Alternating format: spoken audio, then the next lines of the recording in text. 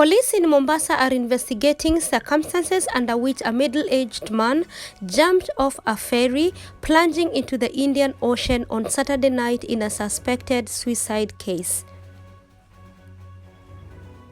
According to the witnesses, the man, who is yet to be identified, was dressed in a vest and a black short, and he threw himself into the ocean by running through the back end of the MV Harambee ferry. The incident is said to have occurred at around midnight when the man and other travelers were heading from South Coast.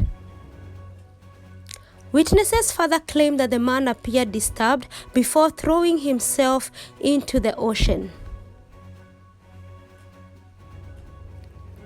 The incident is reportedly the second to happen after another man believed to have been mentally ill threw himself in the ocean from the MV Jumbo ferry a fortnight ago. Thank you for watching Online Kenya News. If you have not subscribed to the channel, kindly click the subscribe button and the notification bell.